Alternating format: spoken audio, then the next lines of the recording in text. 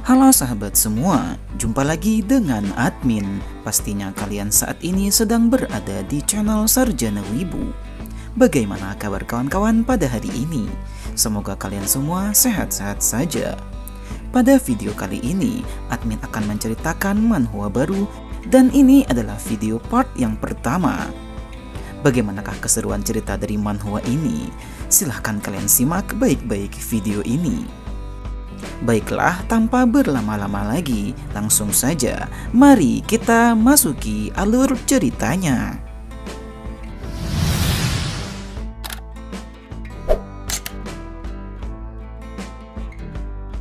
Sejak dahulu kala, ada cerita yang sering diceritakan secara turun-temurun, yaitu cerita tentang mereka yang mengalahkan para raja iblis. Mereka adalah 5 pahlawan atau disebut 5 dewa yang memiliki kekuatan absolut. Mereka berlima mengambil dan memilih seorang anak berusia 10 tahun untuk dilatih. Bocah itu adalah seorang pangeran yang terbuang dari kerajaannya. Max Level Hero Return. Ya, komik ini bercerita tentang seorang pangeran kerajaan yang dibuang oleh keluarganya karena tidak memiliki kemampuan alias lemah. Nama bocah pangeran itu adalah Devi. Ibunya yang menjabat sebagai ratu pada saat itu juga telah dibunuh dengan cara diracuni. Orang yang meracuni ibunya adalah istri kedua raja yang mengincar posisi ibunya sebagai ratu kerajaan. Dia dibuang oleh orang-orang kerajaan dan dipanah oleh Pangeran Carlos, anak dari istri kedua raja. Dia kemudian koma selama 6 tahun lamanya. Selama itu pula, jiwanya telah diambil oleh kelima dewa dan dibawa ke suatu tempat di dunia lain yang bernama Hall of Heroes, yaitu tempat di mana para pahlawan dan para dewa tinggal. Di tempat itu, dia dilatih bagai neraka. Setiap hari, Devi dilatih oleh mereka tanpa ampun. Hall of Heroes adalah tempat yang kekal akan waktu. Dia dilatih di sana selama ribuan tahun lamanya. Ribuan tahun di tempat itu sama dengan 6 tahun waktu di dunia nyata. Jiwa Devi yang telah dilatih oleh para dewa kemudian dikembalikan ke tubuh aslinya yang sedang lemah. Dia kemudian tersadar di tubuh lemahnya setelah koma selama 6 tahun.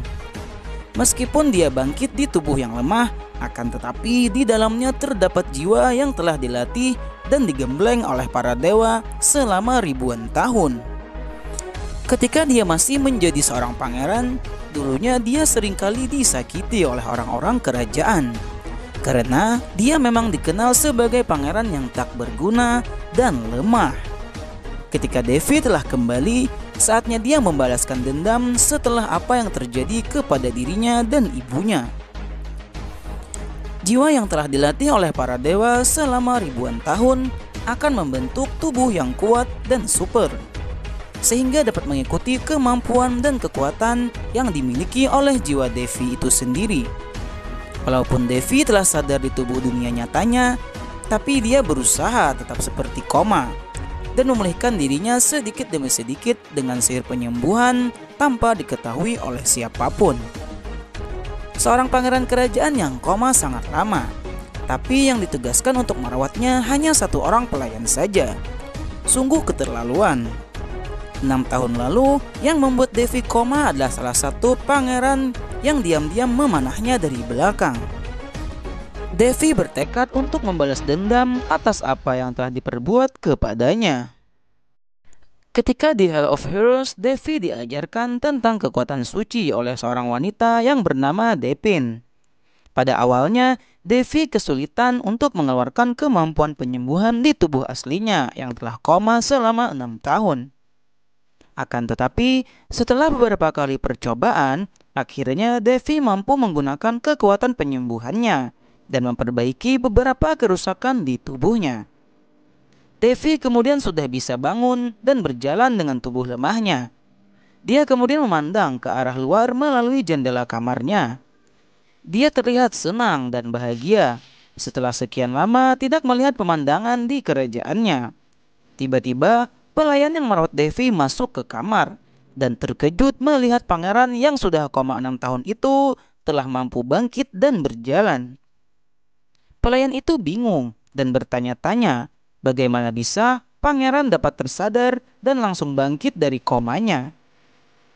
Devi ingin menyembunyikan kesadarannya, akan tetapi hal itu sudah tidak bisa disembunyikan lagi. Berita tentang kesadaran pangeran yang telah koma selama 6 tahun pun menyebar luas.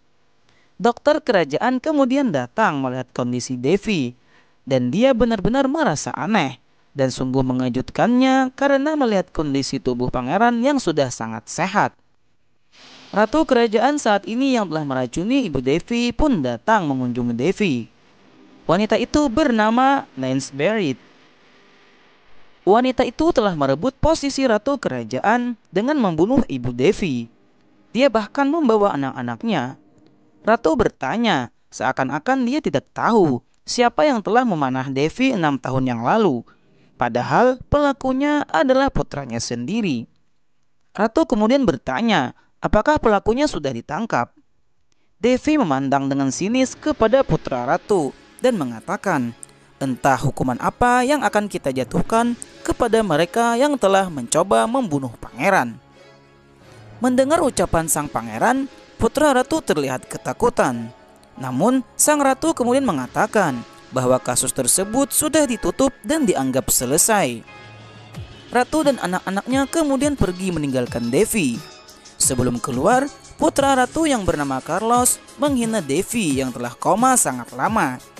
Dan dia mengatakan bahwa itu sangat memalukan. Mendengar hinaan tersebut, Devi hanya diam dan santai-santai saja. Devi ingin bersantai-santai terlebih dahulu dan memulihkan dirinya. Akan tetapi, bukan berarti dia mengabaikan rencana balas dendamnya. 2 minggu waktu terlewat dengan tenang. Devi mencukur rambutnya. Dia juga sudah semakin sehat dan merasa lebih baik dari sebelumnya. Dia melatih fisiknya juga sihirnya, mengembalikan kemampuannya saat berlatih di Hell of Heroes. Dia bahkan menggunakan sihir untuk membersihkan badannya. Sedikit demi sedikit, kemampuan Devi telah kembali. Berkat latihan gerak, proses pemulihan dan pengendalian mananya berjalan dengan lancar. Sarapan kemudian datang untuk Devi. Dia tidak puas dengan makanan yang datang. Akan tetapi, dia tetap meminta tambahan makanan lagi, sampai 10 piring banyaknya. Devi kemudian menemukan suatu masalah. Melihat biaya yang dikeluarkan untuk keperluan makan dan perawatan istana lumayan banyak. Akan tetapi, tidak sesuai dengan kenyataan yang ada. Bahkan semua emas-emas di kerajaan tersebut telah habis dikorupsi. Dan bahkan emas yang ada tidak cukup untuk membersihkan rumput yang mulai tumbuh di lantai-lantai istana. Pelayan yang mengurus Devi dan istana hanya satu saja. Bahkan bayaran yang diterima oleh pelayan tersebut sangat rendah, sama sekali tidak setimpal dengan pekerjaannya. Pelayan itu bernama Amy. Dia adalah pelayan yang sangat setia kepada Devi. Walaupun dia dibayar sangat rendah dan tidak sesuai dengan bayaran yang seharusnya, dia tetap setia merawat Devi selama 6 tahun lamanya seorang diri. Devi kemudian mulai bergerak dan menata keuangannya. Dia mengatakan jika leluhurnya melihat kenyataan ini, mereka akan jungkir balik. Bahkan dalam situasi seperti ini, ayahnya tidak kunjung datang. Ku yakin jika ratu mendengarnya, ini akan jadi keributan besar, ucap Devi. Ayah Devi bahkan tidak datang saat ibunya dibunuh. Devi kemudian melanjutkan pekerjaannya untuk meluruskan administrasi keuangan yang ada di kerajaannya. Karena jika tidak diperbaiki, untuk makan besok saja sudah sangat sulit dengan harta yang ada. Devi langsung turun tangan dan mengurus hal tersebut ke Departemen Keuangan yang bertugas mengelola keuangan istana. Devi bertanya kepada orang yang bertanggung jawab di sana tentang biaya yang seharusnya diterimanya adalah 500 emas. Tetapi kenapa kami bahkan tidak menerima sampai 100 emas, ucap Devi. Mereka beralasan bahwa itu semua untuk biaya perawatan istana. Namun kenyataannya, lantai-lantai istana sudah mulai berlubang dan ditumbuhi rumput. Bahkan bukitnya sudah hampir longsor. Semua uangnya telah dikorupsi. Dalam situasi ini, dimanapun Devi bertanya, mereka pasti akan melempar kesalahan dan saling menyalahkan kepada orang lain. Devi mengatakan bahwa ini tidak masuk akal. Dia kemudian telah selesai menyelidiki kantor keuangan dan pergi dari sana. Devi mulai sering pergi ke tengah hutan dan menyerap mana dari alam untuk memulihkan kekuatannya yang masih belum mampu digunakan pada tubuh lemahnya tersebut. Sebuah jurus penyerapan mana dari alam yang bernama mana breathing. Ini adalah teknik yang diajarkan oleh dewa sihir yang bernama Odin. Dengan teknik mana breathing ini, mana yang seharusnya terkumpul dalam waktu sebulan hanya butuh waktu beberapa hari saja untuk mengumpulkannya. Jika sebuah kerajaan mempelajari teknik ini, maka aku yakin akan membawa revolusi besar, ucap Devi.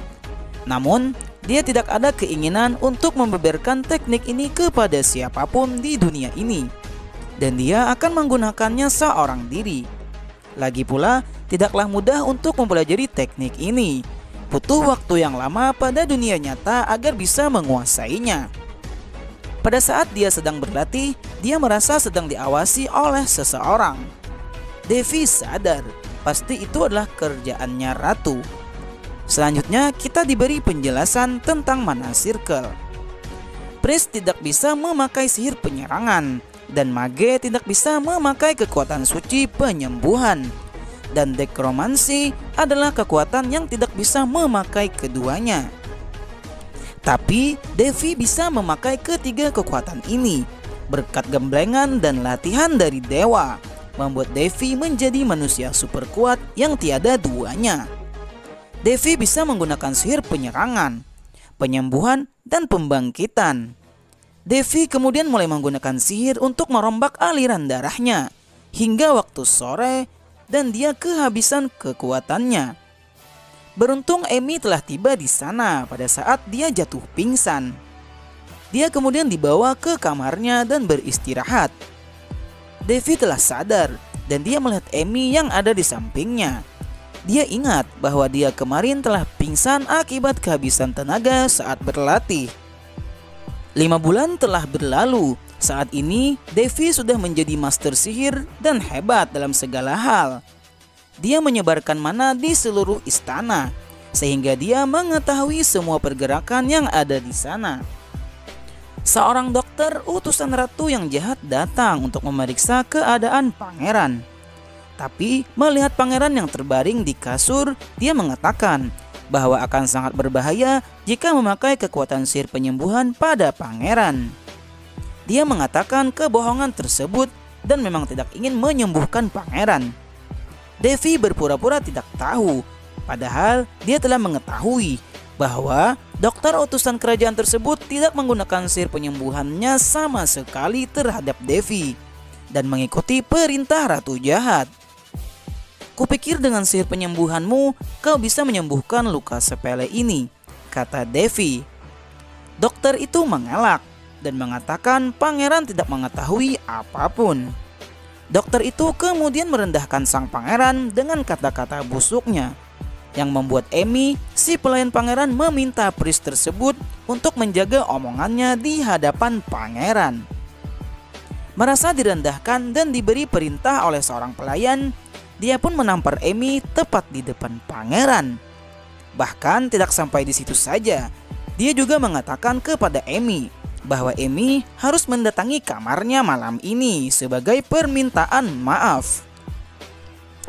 Devi sangat marah dan terlihat tangannya telah berurat. Akan tetapi dia masih bisa mengontrol amarahnya. Kemarahan yang memuncak dan menggebu-gebu dalam diri Devi dapat dia kendalikan. Dia teringat akan pesan yang disampaikan oleh Lady Depin saat berlatih di Hell of Heroes. Jika tidak bisa mengendalikan kemarahan, maka dia tidak lebih dari binatang, ucap Lady Depin. Devi kemudian menyuruh Amy untuk mengantar priest itu kembali. Namun, Devi tidak bisa menahan amarahnya lebih lama lagi. Ketika priest itu diantar oleh pelayan pangeran kembali ke ruangannya, Devi berjalan menuju kamar priest tersebut. Dia berjalan dengan santai dengan membawa sebilah pedang. Saat si Pris sedang berbicara dan mengintimidasi Amy, Devi tiba-tiba sudah duduk di jendela yang ada di belakang Pris tersebut. Ketika menyadari tiba-tiba pangeran muncul di belakangnya, Pris itu langsung terkejut. Dengan cepat, Devi memberikan goresan di pipi Pris tersebut akibat perbuatannya yang telah menampar dan mengintimidasi Amy. Pris itu terkejut. Bagaimana bisa pangeran yang terbaring lemah dapat bangkit dan muncul di kamarnya? Devi kemudian bertanya kepada Amy, apa hukuman yang tepat untuk orang yang telah menghina pangeran? Devi mengarahkan pedangnya kepada Pris tersebut. Devi bertanya lagi kepada Amy, apa hukuman yang pantas untuk orang yang telah menghina pangeran? Amy hanya diam dan tidak berani menjawab karena dia telah diintimidasi oleh Pris itu sebelumnya. Devi kemudian menyayat leher Pris tersebut dan melakukan eksekusi di tempat. Pris itu masih bisa berbicara walaupun lehernya sedang terluka. Dia mengatakan bahwa ratu tidak akan diam saja atas perbuatan pangeran kepadanya. Terima kasih atas peringatannya, ucap Devi. Tapi ku yakinkan kau bahwa orang yang memihakmu juga pasti akan mati. Devi kemudian memenggal kepala Pris tersebut.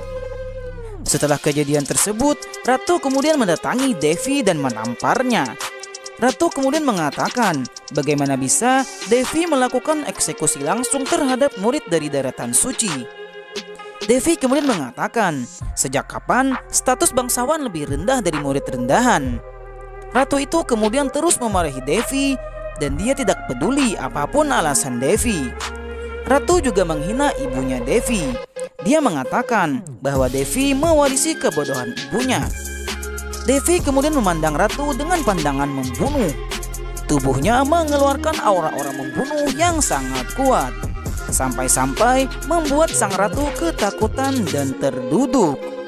Tapi tiba-tiba muncul pasukan penjaga untuk melindungi sang ratu. Devi tidak melanjutkan bentrokannya karena itu merupakan tindakan bodoh yang tidak matang jika Devi membantai mereka semua saat ini.